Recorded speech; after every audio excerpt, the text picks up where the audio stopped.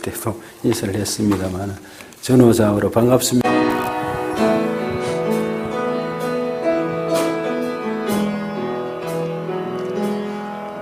두 손 들고 찬양합니다. 다시 오실 왕 여호와께 오직 주만이 나를 다스리네.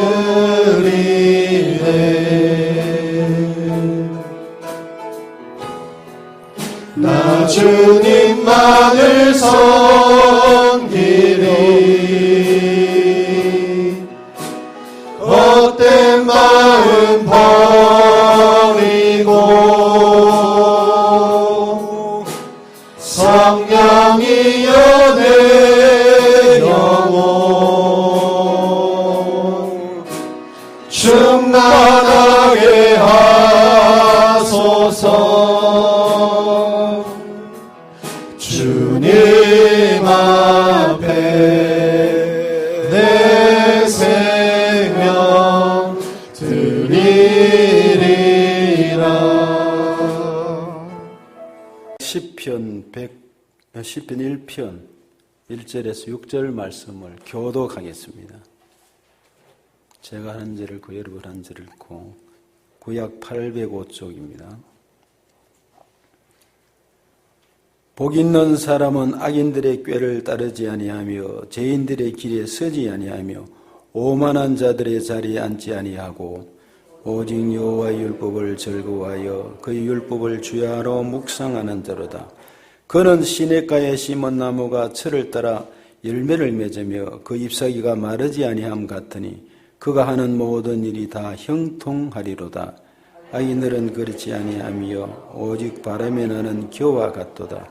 그러므로 악인들은 심판을 견디지 못하며 죄인들이 의인들의 모임에 들지 못하리로다. 무릇 의인들의 길은 여호와께서 인정하시나 악인들의 길은 망하리로다. 아멘. 사랑합니다. 축복합니다. 새해 복 많이 받으세요. 하겠습니다. 반갑습니다. 사랑합니다. 축복합니다. 새해 복 많이 받으세요.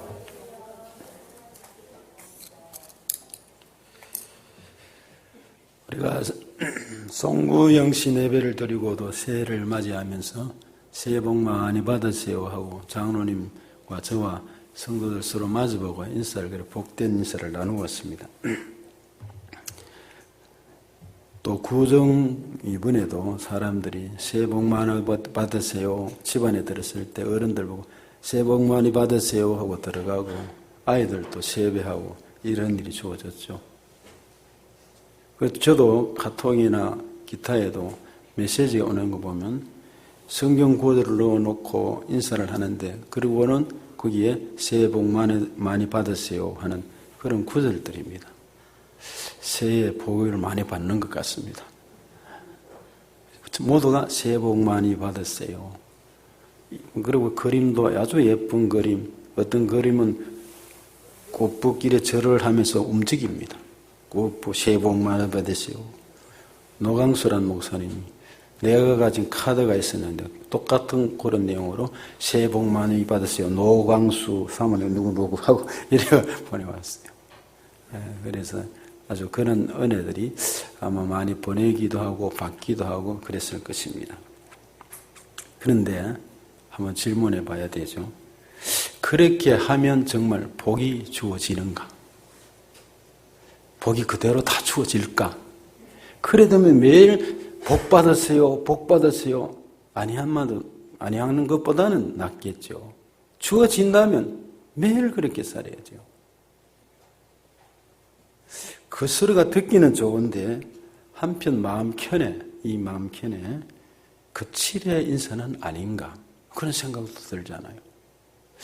이 새해가 되고 구정이 되고 또 사람을 만나는데 새해 복 많이 받으세요. 한편에서는 다른 말을 하고 싶은데 그 말을 한단 말이죠. 복은 그럼 누가 주는가 합니다. 복은 누가? 우리 조상들이 주는가? 저 깎아 만든 나무가 주는가? 돌이 아주 멋있는 돌을 보고 절을 하는데 그래서 주는가? 해와 달과 별을 달 보고 비는 보름에 얼마나 빌었습니까? 옛날에 우리 사람들이요. 그게 복을 주는가? 무턱대고 빌기도 하고 이런 일이 얼마나 많습니까? 조상들이 주는 것도 아니고 이사야서, 제가 이사야서를 쭉 읽다 보니까 거기에 참 좀 마음에 찔리는 부분이 있었어요. 44장 9절에서 20절인데 다는 못 읽고 중요한 것만 제가 뽑아서 읽어드릴 테니까 표준세 번역입니다. 이런 내용입니다.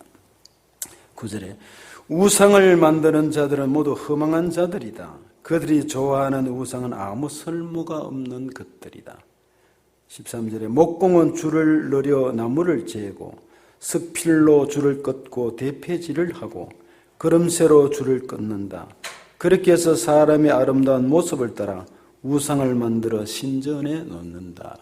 만들어서 깎고 만들어서 신전에 자기들 신전에 놓는다는 말이죠. 15절에 보면 44절 이 나무는 사람들에게 땔감에 지나지 않는다. 목공 자신도 그것으로 몸을 따스게 하게 하고 불을 피워 빵을 굽기도 한다. 그런데 그것으로 신상을 만들어서 그것에게 절하며 그것으로 우상을 만들어서 그 앞에 엎드린다. 그 17절에 보니까 표준세문을 읽으면 이런 내용입니다. 불을 떼고 남은 토막으로 신상 곧 우상을 만들고 그 앞에 엎드려 숭배하고 그것에게 기도하며 나의 신이시여 나를 구원하여 주십시오 하고 빈다. 19절에 그런 사람에게는 생각도 없고 지식도 없고 총명도 없다. 고작 한다는 말이 내가 그 나무의 반토막으로 불을 피워 그 불덩이 위에 빵을 굽고 고기를 구워 먹었지. 불을 떼고 남은 나무로는 가증한 우상을 만들었지. 이제 나는 그 나무 토막 앞에 절한다 하는구나. 타고 남은 재료나 배를 채우려는 자들, 그들은 어리석은 마음에 미혹되어서 도움마저 받지 못한다. 그 손에 쥐고 있는 우상이 참신이 아니라는 것을 받아들이려 하지 않는다. 자기가 만들어 놓고 신상에 만들어 섬기는데 우상인 것을 알잖아요. 근데 받아들이려 하지 않는다는 것입니다. 이게 교만한 것입니다. 이게 정말 하나님 앞에 정말 교만한 목이 곧은 사람입니다. 시편은 150편으로 되어 있습니다. 그중에 다윗의 시편이 73편이 되죠. 시편 1편도 다윗의 시입니다. 근데 시편 1편은 기독교 행복론이라 할 수 있다고 전에 말씀드린 바 같습니다. 이 시편 150편은 찬양으로 엮어진 찬양의 책이라고 할 수 있습니다. 이 쉐페르 텔림이라는 말은 찬양들의 책이라는 뜻입니다. 그래서 본시는 특히 1편은 시편 전체의 주제가 됩니다. 주제가 되고 또 인생살이의 대명제라 할 수 있는 중요한 핵심을 이루고 있습니다. 어떤 자가 복이 있고 불행한 자인가를 보여주는 일종의 교훈시이기도 합니다. 스펄전 목사님은 시편을 가리켜 보화라고 했습니다. 바로 시편 1편이 복 있는 사람은 이렇게 시작합니다. 그렇죠? 오늘 복 있는 사람은 히브리의 원어는 행복한 사람은 그 뜻입니다. 복 있는 사람은 우리 모두가 복 있는 사람이 되어야 돼요. 행복한 사람이 되어야 될 줄로 믿습니다. 그러려고 하면 이 시편 1편을 정말 알아야 되는 것입니다. 새해 복 많이 받으세요. 어느 집사님 누구에게 새해 복 많이 받으세요. 자녀에게 복 이야기하지만 복을 받으려면 시편 1편을 알아야 됩니다. 복의 핵심이 여기 있습니다. 이사야서에 읽었던 그 말이 신이시여 만들어 놓고 자기가 철로 조각해서 나무를 만들어 놓고 그것이 나의 신이다. 엉터리 같은 얘기죠. 이 복 있는 사람은 아수르의 하이시라는 말인데 참으로 복 있는 그 사람이요. 이 말입니다. 참으로 진정으로 복 있는 그 사람이요. 그 사람이 어떤 사람이냐? 구약 성경에 복이라는 뜻을 가진 단어는 두 가지가 나오는 것을 예전에 설교할 때 한 말씀드렸습니다. 하나는 바라크와 아사르라는 말입니다. 여기에 베레카 또는 바라크라는 말은 축복, 축도, 선물을 의미합니다. 예비 인도자가 개인이나 단체의 복을 위해서 간구할 때 사용되는 단어입니다. 민수기에서 6장에 보면 여호와께서 내게 복을 주시고 은혜 베푸시기를 원하고 평강 주시기를 원하노라. 축도입니다. 이게 이스라엘 백성들의 제사장들의 매년 하는 축도. 예배 중에 축도를 받을 때 축복 기도를 할 때 주어지는 복을 말합니다. 그래서 때로는 여러분 축도를 의미 있게 생각하고 내가 복을 받아야 되겠다. 안수받는 것도 중요하지만 말씀을 듣고 축도할 때 믿음으로 받아들일 때 그것 복이 된다는 말입니다. 여기 시편에 의하면. 아사르란 말은 복으로 번역되는데 아쉬레라고도 합니다. 내적 행복을 의미합니다. 내 속에 있는 내적인 행복을 말합니다. 이것은 바로 똑바로 살고 정직하게 살고 사람이 거짓되면 안 되겠죠. 그 삶 속에서 비롯된 행복을 말합니다. 그러니까 똑바로 살고 정직하게 사니까 마음에 행복이 주어지죠. 거짓되면 불안하잖아요.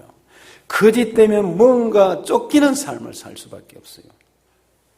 그래서 하나님과의 인격적 교제 안에서 주어지는 은혜를 말합니다.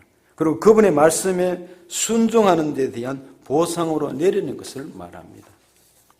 복은 이 아시레는 구약에서 45번 나옵니다.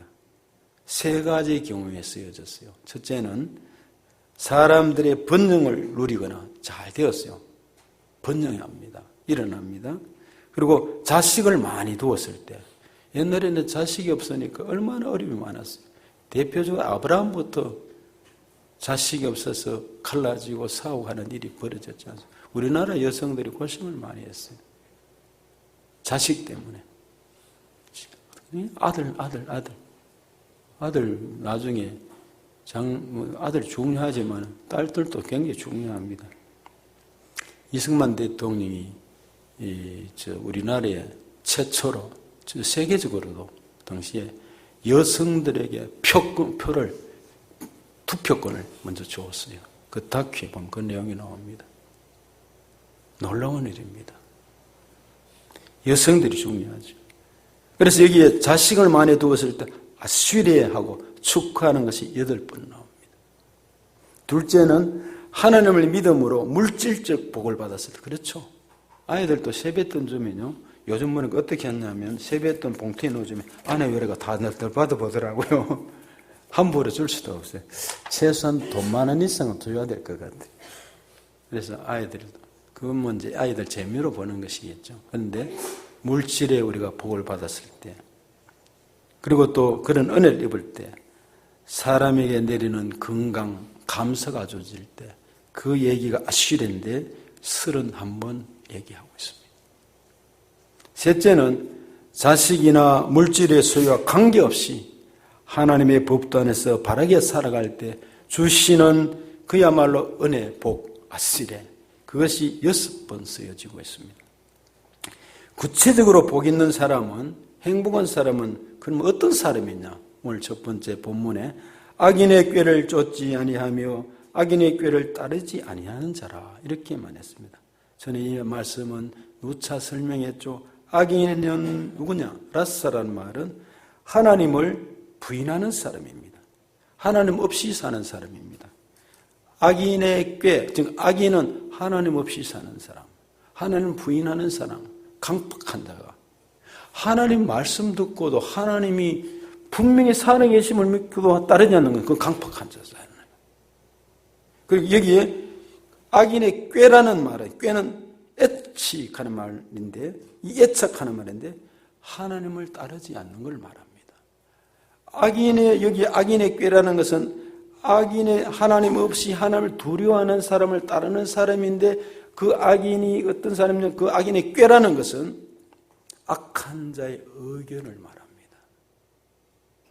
우리가 시험에 들지 않으려고 하면 악한 자의 의견, 하나님 믿지 않는 자의 그 꾀, 그걸 분별할 수 있어야 됩니다. 사람들이 그걸 잘 분별하지 못하는 것 같아요. 그걸 따라가면 안 된다는 것입니다. 악한 자의 의견을 따르지 않는 것이 복이라는 것입니다. 여러분 우리를 엄습하는 일들이 얼마나 많습니까? 이 악한 자의 의견을 따르다 보면 뭐 어떻게 되느냐? 늪에 빠지는 것이죠. 늪은 어디 있는지 몰라요. 쑥 빠져서 들어가서 죽는 것이잖아요. 헤엄칠수록 막 발부둥거릴수록 빠져가는 덫에 걸리는 겁니다. 이 악한 자 여기 하나님 없는 사람의 의견 그 꾀를 따르다 보면 덫에 걸렸어요. 시험이 되는 거죠. 그래서 이거 아차 잘못됐구나 하고 막 하다 보면 막 발버둥 치다 보면 덫에 다리가 걸렸는데 피가 나고 살갗이 피부가 막 벗겨지고 더 조여지는 것이잖아요. 그것을 말합니다. 꾀를 쫓죠. 복 있는 사람은 그 다음에 죄인의 길에 서지 아니한 자라 그랬습니다. 오늘 우리는 복을 받기를 위해서 이 10편 1편을 적용시켜야 되겠죠. 그럼 뭐 따르지 않으면 되는 거죠. 죄인의 길에 서지 아니하는 자라 그랬습니다. 죄인은 우리가 양궁이 한국에 얼마나 귀합니까? 양궁이 여기에 이제 표가 있으면 제일 안쪽에 탁만 동그라미 하면 10점, 그 다음에는 9점, 8점, 7점, 6점 나가잖아요. 이제 궁수가 서서 딱 당겼을 때에 저 둥근 안에 10점, 9점, 8점, 7점 뭐 바깥으로 나가는 점이 있는데 점수에 들지 않는 것이 있는데 당겼을 때 관력이 화살이 바깥에 떨어지는 걸 말합니다. 그래도 점수가 적은 걸 말하죠. 여기에 그 말입니다. 죄인의 길에 서지 아니한다는 말은 관력에 제대로 맞추지 못했다는 것입니다. 즉 하나님의 기존 말씀에 내가 맞아져야 된다는 것입니다. 그 말씀을 따르는 자라는 것입니다. 그와 더불어 주님과 내가 시선이 맞아져야 된다는 것입니다. 그런데 벗어났어요. 왜요? 자기 중심으로 살아가니까 벗어나죠. 내 삶으로 내가 중심으로 내가 계획하고 내 뜻대로 살아가기를 원하니까 벗어날 수밖에 없죠. 그런데 하나님의 말씀은 분명히 어제나 오늘은 영원토록 동일하시고 거기에 있는데 그 말씀에 내가 맞추어야 하나님이 내게 맞춰주면 안 되잖아요. 그렇죠? 여러분 하나님이 여러분에게 맞춰주기를 원하십니까? 아니잖아요. 우리가 하나님께 맞추어야 전능하신 분께 맞춰야 되는 것이잖아요. 그분께 내가 맞추어지면 관력이 벗어나지 않으면 그게 복이라는 것입니다. 그런데 이게 당겼는데 관력에 벗어났어요. 궁수가 잘못이죠. 궁수가 초점을 잘못 맞춰서 시선 딱 이 잘못 조절을 했다는 말이죠. 우리 이 땅에 조절 잘못하면 세상으로 가잖아요. 육신의 정욕, 안목의 정욕, 이생의 자랑 이것으로 갈 수 있다는 말입니다. 그래서 인생의 목표는 한번 따라 하실까요? 하나님의 영광을 위해서이다. 한 번 더 큰 소리를 합시다. 하나님의 영광을 위해서이다. 예, 맞습니다. 하나님의 영광을 영화롭게 하는 일이 우리 인생의 목표입니다. 죄인이란 바로 이 하나님의 말씀에서 벗어났고 하나님의 영광을 위한 것이 아니라 나의 영광을 위해서 내가 잘 되는 것에 맞추어져 있기 때문에 시선에서 관력에서 빛난 것이라는 것입니다. 죄 중에 가장 큰 죄는 무엇이겠습니까? 불교에서는 탐욕이라 그랬죠. 유교에서는 불교를 들고 있습니다. 소크라테스는 무지, 알지 못하는 것을 말했습니다. 헬라 철학에서는 교만을 이야기했습니다. 가장 큰 죄라고 했습니다. 그러나 그 무엇보다도 가장 큰 죄는 우리를 지으신 창조주 하나님을 떠나 사는 삶입니다. 말씀을 떠나 자기 뜻대로 사는 사람을 말합니다. 전능하신 창조주 하나님의 사랑을 믿지 않는 자를 말합니다. 이게 죄입니다. 하말티아라는 말이 벗어났다는 말입니다. 저는 아이들에게나 누구에게나 아이들을 어릴 때부터 너무나 같이 함께하지 못한 그런 아픔이 있는데 제대로 해주지 못한 게 있는데 그러나 의도적 교육할 때 의도적으로 계획적으로 잘못하거나 실수한 것이 얘는 내가 계획해서 이렇게 해야 되겠다 잘못해야 되겠다 하는 그런 게 아니라면 어떤 실수도 괜찮다고 다 받아들이고 조심하라고 그래 끝입니다. 그 다음에 아내 이야기를 한번 하면은 뭐 아는 내용이기도 한데 아내가 어떤 아는 사람의 보험을 좀 들어달라고 해서 들어준 적이 있어요. 품폰이 매월 조금씩 저축해 가는데 한 2천만 원 정도 됐어요. 조금씩 한 것이. 근데 그게 그가 잘 아는 우리 집사는 아는 분이었는데 사기꾼이셨어요. 거짓말쟁이였어요. 2천만 원이 떼이게 됐어요. 그래서 저한테 이야기하길래 선한 뜻을 했으니까 잊어버리라. 돈 2천만 잊어버리라. 그 위에 그 사람을 만나서 받을 수 있는 이야기를 이야기하면서 이거 하나님이 돈이었다. 우리가 저축하고 나가는 우리는 목회자인데 했지만 그 사람이 갚지 않았어요. 얼마 지나고 보니까 불행하게 죽었어요. 이 악한 꾀를 따르면 안 된다는 것입니다. 그런 의견을 잘 몰라서 그렇잖아요. 예수님은 내가 길이요 진리요 생명이라 그랬습니다. 이 길을 따라가야 행복한 길입니다. 생각난 김에 제가 나쁘게 산 거는 없는데 모함하고 한 이런 사람들이 있었어요. 그건 몰랐죠. 저는 모함하고 계시 잘못 생각하고 굉장히 어렵게 한 사람이 있었는데 어느 날 지나다 보니까 소식이 들리는데 저 잊어버리고 있었죠. 그분의 손자가 외국에서 벼락을 맞아 죽었다고 해서 깜짝 놀랐어요. 그분이 암이 걸려서 돌아갔었어요. 나를 핍박했기 때문에 그렇다고 생각지는 않습니다. 병고나 기타로 했지만 어린 아이가 우리 벼락이 마른 하늘에 벼락이 다 그 많은 사람 앞에 떨어져 죽을까? 참 안 되었다는 생각. 제가 기도를 많이 해 주었어요. 우리가 살아가는 악인의 꾀를 따라가면 안 됩니다. 죄인의 길에 서면 안 됩니다. 하나님 앞에 우리는 정직한 영을 가지고 믿음으로 늘 축복하며 기도하며 살아야 됩니다. 하나님을 두려워할 줄 알아야 되는 것입니다. 그런 것을 보고 우연히 지난주에 어디 갔다가 한 분 장로님이 아프셔가지고 이야기 여러 가지 주고받다 보니까 저의 근황을 묻고 지나간 삶 이야기 툭 튀어나온 것이 그런 얘기를 좀 주고받은 거. 아, 그런 일이 있냐? 정말 하면서 통탄한 이야기를 들었어요. 얘기하지 않았기 때문에 수십 년간 그래 지나왔죠. 여러분, 예수님이 길이고 진리고 생명인 것입니다. 복 있는 사람은 오만한 자의 자리에 앉지 아니하건다고 그랬습니다. 오늘 본문에. 오만은 뭐냐 하면 내침이란 말인데 목이 굳은 사람. 하나님을 우습게 여기는 사람이 오만한 사람이라는 것입니다. 사람 가운데에 하나님을 우습게 여기는 사람 많아요. 그 보면 우습게 여기는 걸 어떻게 하겠어요? 우습게 여기라고 둬야 되지. 그죠? 모르니까 두 가지죠. 아, 저분은 하나님을 모르니까 저렇게 우습게 여기고 냉소적으로 할 수 있다. 그는 받아들이고 이해됩니다. 때가 되면 잘 되겠지 하니까. 그런데 하나님을 알면서도 우습게 여기고 나가는 사람이 있어요. 그건 아니지. 하나님 손보시지 그런 거는. 예. 그래서 이게 하나님을 우습게 여기고 여기는 자를 폐역한 자를 나타냅니다. 신성하고 거룩한 것을 조롱하고 비웃는 자입니다. 자기 힘을 믿고 자기 재물을 믿고 자기 신념을 믿고 살아가는 사람입니다. 하나님이 필요 없다고 하는 사람입니다. 하나님 존재 자체를 부인하는 자입니다. 존재가 여러 가지 간증이 주변에 주어지는데도 부인하고 철저하게 하나님이 배제된 삶을 살아가는 사람을 말합니다. 이들이 조롱하는 말들은 시편 73편 8절 이하 이런 말씀이 있습니다. 저희는 능욕하며 악하게 압제하여 말하며 거만히 말하며 저희 입은 하늘에 두고 저희 혀는 땅에 두루 반이도다. 그러므로 그 백성이 이리로 돌아와서 잔에 가득한 물을 마시며 말하기를 하나님이 어찌 알랴. 하나님 어찌 알랴 그랬어. 이게 하나님 아시지 어찌 모르시겠습니까?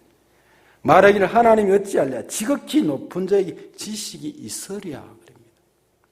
교만한 말이죠. 사람도 사람을 우습게 여기면 정말 기분이 나쁘잖아요. 아는데 역사를 보면 이런 사람들이 무자비했습니다. 역사 속에 나타나는 이런 일들은 속에 보면 무지배한 사람들이 많았습니다. 대표적으로 히틀러가 그랬습니다. 무신론자였습니다. 신에 대한 정오심을 가득히 가진 자였죠. 그래서 통치 기간 중에 유대인들을 위해서 무자비하게 핍박하고 유대인들을 어른아이 할 것 없이 소와 돼지를 구덩이에 묻듯이 묻고 생매장해서 죽여버리는 일들이 많았죠. 가스실에 넣고 가스를 주입해서 창고에 몰아넣고 불질러 죽이기도 하고 가스에 죽기도 하고 그렇게 죽은 유대인이 얼마입니까? 600만이잖아요. 600만이요. 유대인들의 시체를 기름 짜서 추운 날 전선에 보내면서 그 기름으로 불 피우면서 전쟁하게 만든 게 히틀러입니다. 히틀러. 스탈린도 마찬가지입니다. 스탈린은 70년 동안 하나님 없는 나라를 건설합니다. 그 명문 아래 2300만 명을 죽었습니다. 그 시대가 오만한 시대였습니다. 저는 우리 북한을 바라봅니다. 여러분 북한을 생각해 보세요. 남북이 나눠져 있었습니다. 역사가 참 안타까운 일입니다. 저 북한은 공산주의를 받아들여서 저렇게 처음에 경제가 우리보다 좋았잖아요. 지금 완전히 밑바닥에 굶어 죽고 탈북한 사람이 이렇게 많은데도 저는 이해할 수 없는 게 있습니다. 역사 공부를 좀 더 하려고 합니다. 이승만 대통령이나 기타에 공부한 것은 있지만 이번에 다큐 영화를 보면서 좀 역사를 좀 더 알아야 되겠다는 이런 마음을 가집니다. 그런데도 지금 이 땅에는 좌경화된 사람들, 북한에 추종하는 사람들이 우리나라에 한 4-5군데 지금 드러난 것은 이석기 그 파가 한번 전쟁 일으키면은 날 때 그때 KT를 폭파하고 뭐하고 이함해서 황교안 법무부 장관 시절에 그 당이 국회의원이 해산되고 당이 해체가 됐죠. 그런데 그런 조직 우리가 4군데 5군데 있어요. 이 얼마나 불행한 일입니까? 우리나라가 이렇게 경제성장이 세계 10위권 안으로 들어갔어요. 하나는 원이었습니다. 교회들마다 일어났고 부흥이 됐는데 목회자, 신부들까지도 추종하는 무리들이 있다고 하니까. 이번에 그 윤 대통령 부인 되시는 그 여사의 가방 문제도 마찬가지입니다. 거기에 최재영이란 그 목사, 참으로 가슴 아픈 일입니다. 미국에 있으면서. 그가 공산주의자입니다. 공산주의자. 북한의 김정은 그와 더불어 사진을 찍어놓고 들락날락 했던 사람, 간첩입니다. 그 죄도, 신령도 받았던 사람입니다. 근데 우리나라가 어떻게 이렇게 됐을까? 그런 것들을 생각해 보면서 정말 우리가 역사나 기타에 우리나라의 미래를 위해서 대오 각성하고 기도하고 바로 서야겠다는 마음이, 바른 말을 전해야겠다는 말이 참 마음에 가슴에 한 주간 동안 계속 다왈랐습니다. 그런 얘기를 좀 하려고 하다가 명절이라서 제가 이 본문을 그냥 택하고 복에 대한 말씀을 하고자 합니다. 4번째는 여호와의 율법을 즐거워하며 그 율법을 주야로 묵상하는 자로다 그랬습니다. 이 율법 토라라는 건 모세 오경을 말하죠. 그 계명을 나타냅니다. 이 여호와의 율법을 주야로 묵상한다, 대책임질한다는 말입니다. 소가 이제 음식 풀을 뜯으면은 대책임질 하잖아요. 대책임질하면서 계속해서 그 책임질하듯이 하나님의 말씀이 우리 속에 들어와서 말씀을 대책임질하면서 그 말씀을 적용시키면서 레마로 만들면서 하나님의 말씀을 쫓아 살아가는 것을 말합니다. 그래서 우리는 묵상한다는 말은 생각하는 것만 아니라 말씀을 대책임질하면서 새겨보면 시선을 어디다 두느냐 하면 하나님께 둔다는 것입니다. 하나님께 나의 시선을 두고 코람데오로 살아가고 하나님 앞에서 살아가고 믿음으로 살아가고 소망으로 살아가는 것을 말합니다. 그 시선을 나에게 멈추거나 사람이 다른 사람에게나 세상에 돌리는 것이 아니라 하나님 중심으로 쓰는 것을 말합니다. 그래서 그 입에 하나님의 말씀이 붙어 있는 자라 그랬습니다. 그 말씀대로 살려고 힘써서 노력하는 사람입니다. 근데 노력하지 않는 사람은 또 보이잖아요. 우리 성도들, 신통의 성도들은 그 말씀 앞에 순종하고 나의 의견을 부르고 따라가는 은혜가 있기를 축복합니다. 그것이 복인 것입니다. 시편 119편 2절의 4절에 보면 여호와의 증거들을 지키고 전심으로 여호와를 구하는 자는 복이 있도다. 참으로 그들은 불의를 행하지 아니하고 주의 도를 행하는도다. 주께서 명령하사 주의 법도를 잘 지키게 하셨나이다 그랬습니다. 시편 112편 1편에 할렐루야 여호와를 경하며 그 계명을 크게 즐거워하는 자는 복이 있도다 했습니다. 이렇게 지키니까 결과가 어떻게 됩니까? 3절에 저는 시냇가에 심은 나무가 시절을 쫓아 과실을 맺으며 시냇가에 심으니까 시절을 쫓아 과실을 맺었다 그랬습니다. 때를 따라 때가 되면 열매는 저절로 열린다는 것입니다. 시냇가에 심으니까 물이 공급되잖아요. 하나님 앞에 연결되어 있으면 포도나무가 가정 연결 열매를 맺게 되어 있죠. 우리가 주님 앞에 연결되어 있으면 때를 따라 돕고 합력하여 선을 이루고 모든 범사에 기한이 있고 때가 있는데 하나님이 지도적으로 주도적으로 인도해서 우리 갈 길을 가르쳐 보이시고 주목하시고 훈계하시고 인도하신다는 내용입니다. 그 잎사귀가 마르지 아니함과 또 그랬습니다. 뿌리가 마르지 않는데 잎사귀가 마를 리가 있겠습니까? 시들지 않는다 그랬습니다. 그렇습니다. 여호와를 앙망하는 자는 셈을 얻으리로다 했습니다. 하나님을 앙망함으로 시들지 않고 낭망하지 않고 우리 영혼이 새로워지고 독수리가 날개쳐 올라감 같으리로다고 말씀했습니다. 새 생명 역사가 일어난다는 말씀이죠. 그리고 그 행사가 다 형통하리로다 했습니다. 팔레스틴 땅은 척박합니다. 너무나 메마르고 땅이 좋지 못합니다. 그런데 그 나무를 옮겨서 물이 있는 시냇가에 심으니까 열매가 시절을 쫓아 과실을 맺고 계속해서 공급되는 것을 말합니다. 열매가 주렁주렁 맺는 것이죠. 여러분의 가정에 자녀선들의 이런 열매가 맺어야 될 줄 믿습니다. 축복이 이런 것입니다. 새해 복 많이 받으십시오. 그 얘기는 좋지만은 그것이 실현되기 위해서 시절을 쫓아 열매를 맺으며 과일이 주렁주렁 맺음같이 영육이 하나님의 은혜 가운데 되기는 자녀들이 일어나야 됩니다. 미래가 일어나야 있어야 됩니다. 소망이 주어져야 합니다. 형통해져야 합니다. 갈 길이 가르쳐 보이시면서 하나님이 도와주셔서 그 모든 일이 하나님이 진행하시는 시신이 맞춰져 있고 내 관역에 벗어나지 않고 하나님의 시선에서 벗어나지 않고 중심으로 살아가고 그 말씀에는 아멘하고 순종하고 주의 뜻이면 이것도 하고 저것도 하리라 할 것이고 하나님 앞에 나갔더니만 열매를 그렇게 맺게 해주신다는 것입니다. 하나님이 책임져 주신다는 것입니다. 그 행사가 다 형통하리라는 말은 표준세문형을 보면 하는 일마다 잘 될 것이라는 말입니다. 여러분 하는 일마다 잘 되시기를 바랍니다. 그러려면 시편 1편대로 하시면 됩니다. 이렇게 살도록 노력해야 하는 것이죠. 형통은 막힘 없이 나간다는 것입니다. 악인은 그런데 복받지 못한다고 그랬어요. 성경에서 말하는 악인은 하나님을 떠난 자, 그리고 하나님 말씀과 상관없이 자기 멋대로 사는 자를 말합니다. 이 사람은 어떠냐? 바람에 나는 불면 하면 나는 겨와 같다고 그랬습니다. 결은 알맹이가 없는 껍질이죠. 제가 입는 옷에도 보면은 뭐가 하나 이렇게 조금 칼 같은 것이 있는데 안에 솜인데 자국이 나와요. 그런 게 자꾸 펄펄펄 나타나는데 손가락으로 잡으면 저쪽으로 도망가 버려. 겨와 같다 그랬어요. 곡물을 모아서 언덕에서 편편한 타작마당에 옛날에 그렇게 했죠. 주수를 이렇게 하고 때립니다. 마당은 보통 바람이 부는 곳에 이렇게 위치했고 바람은 이제 알맹이는 남고 껍데기는 바람에 날려가잖아요. 그 겨와 그렇게 날려간다고 했습니다. 날려가는 이유가 뭡니까? 알맹이가 없기 때문입니다. 하나님 말씀이 없기 때문입니다. 사람들이 성도들이 시험 들고 잘못되는 말씀이 없기 때문인 줄 압니다.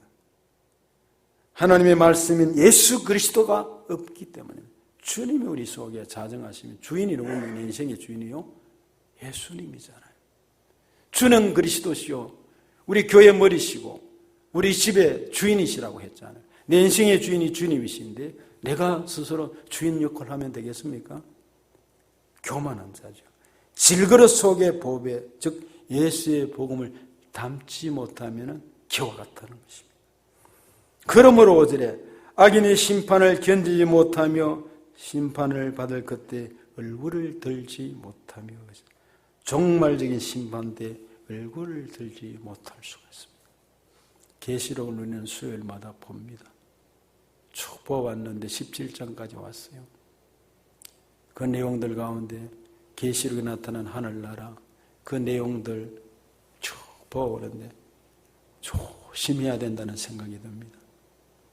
하나님 앞에 복음으로 의인이 되고 구원을 받지만 하나님이 심판은 하나님이 하시는 일입니다. 주권이. 그때 내가 알지 못한다는 일들도 있잖아요. 그래서 여기에 심판을 견디지 못한다고 했습니다. 죄인이 의인의 회중에 들지 못하리라 했습니다. 이 표준세문으로는 의인들의 모임에 들어서지 못한다. 의인들이 누구죠? 예수 믿고 구원받고 어렵다가 인정을 받은 사람들입니다. 그 회중에 들지 못한다고 그랬어요. 그래서 6절에 대저 의인의 길은 여호와께서 인정하시나 악인의 길은 망하리로다 해서 악인은 망한다고 했습니다. 그래서 복 있는 사람은 6절이 결론인 것입니다. 의인의 길은 여호와께서 인정하시지만 악인의 길은 망한다는 것입니다. 망한다는 망하리로다 해당하는 히브리어는 아바드란 말인데 소멸한다는 말입니다. 소멸하다는 뜻으로 악인의 최후가 말합니다. 악인은 망하리라. 풀무불에 들어가면 안 되잖아요. 악인은 바람에 나는 겨우같이 소멸되어 제거되는 것을 말합니다. 그래서 시편 내용은 아시레와 할렐루야로 끝을 맺습니다. 시편 전체 150편은 할렐루야로 끝을 맺습니다. 150편에 아시레, 복 있는 사람은 바라카 이렇게 시작해서 아시레로 끝납니다. 복 있는 사람은, 행복한 사람은 할렐루야가 되지만 악인은 망한다는 것입니다. 주의 은혜가 함께 하시기를 축복합니다.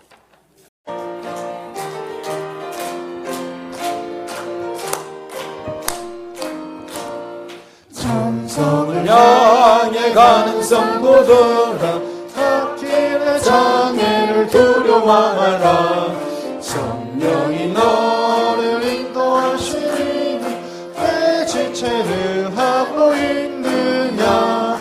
앞으로 천성을 향해 나가세. 천성문만 바라보 나가세. 모든 천성 너희를 영접하라. 문 앞에 기다려 서 있네. 하나 참 가운 은혜와 독생성자를 이 땅에 보내주신 하나님 아버지의 그 무한하신 사랑과 성령님의 감동 감화비로 충만 교제 인도하신 나니가 복 있는 사람의 길을 가기를 원하는 오늘 예배드린 모든 성도들 위해, 가정 위에, 자녀손 위에, 이 나라 이 민족 위에 지금으로부터 그 은혜가 영원토록 함께 하시기를 축원하옵나이다. 아멘.